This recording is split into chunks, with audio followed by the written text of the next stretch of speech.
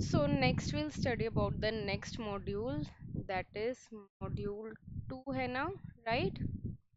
Module 2 is parameter. Okay.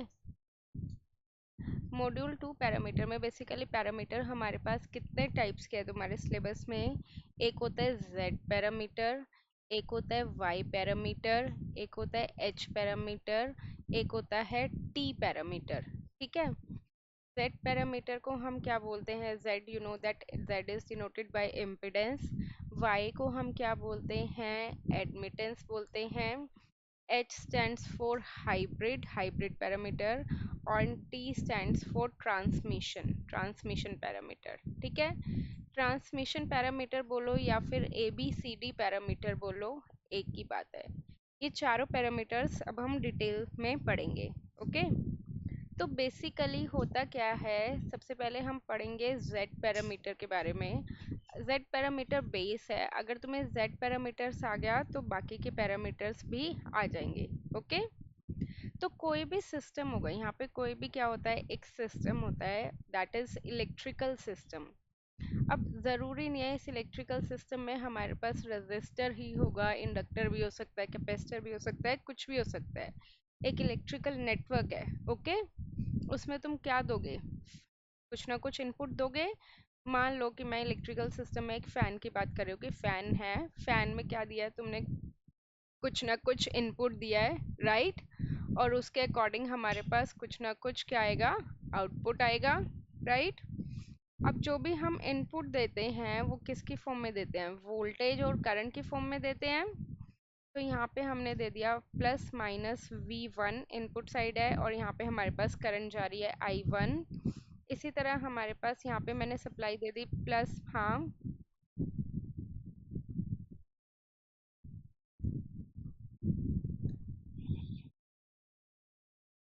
वो depend करता है कि हमारे पास कौन सा पैरामीटर है।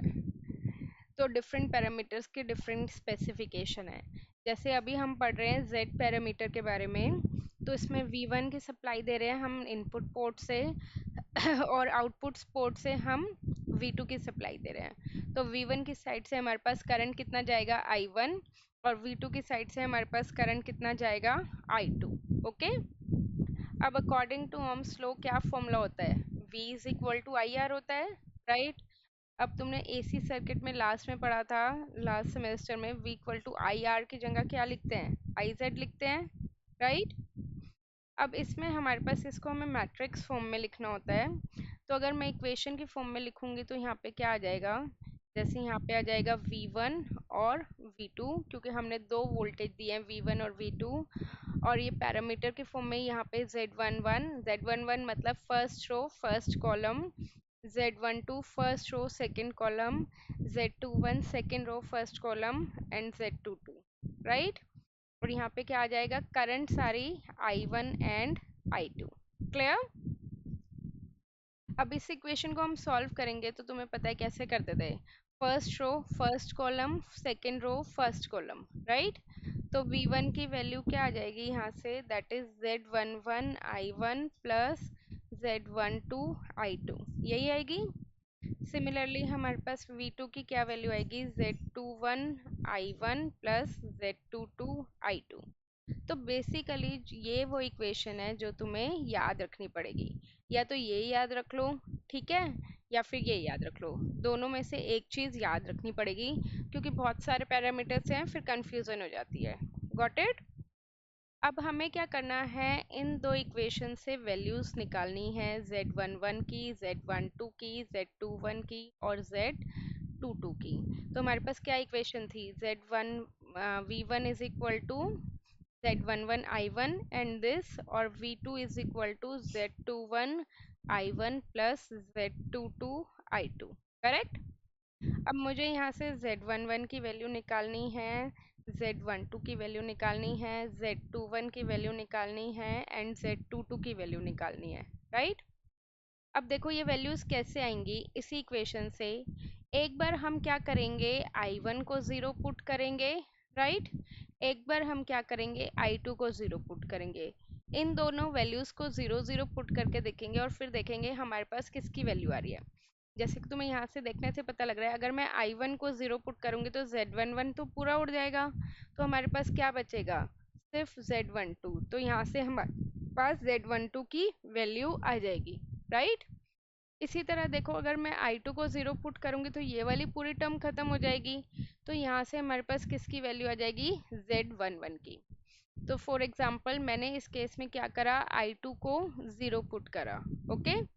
अगर मैं फर्स्ट इक्वेशन में I2 को 0 पुट कर रही हूँ, तो क्या मुझे बता सकते हो Z11 की क्या वैल्यू आएगी। Z11 would be equal to V1 by I1, right. Hello. इसी तरह हमारे पास I2 को 0 पुट करा है नेक्स्ट इक्वेशन में, तो किसकी वैल्यू आ जाएगी, Z21 की, राइट। तो I2 को 0 पुट कर देते हैं, तो यहाँ से Z21 की वैल्यू आ जाएगी, क्या वैल्यू आएगी, V2 bye I1। Similarly Z12 की वैल्यू निकालोगे तो Z12 यहाँ पे है, उसके लिए मुझे किसको 0 पुट करना पड़ेगा, I1 को 0 पुट करना पड़ेगा। I1 को 0 पुट करेंगे तो हमारे पास किसकी वैल्यू आ जाएगी, Z12 की क्या वैल्यू आएगी, V1 बाय I2।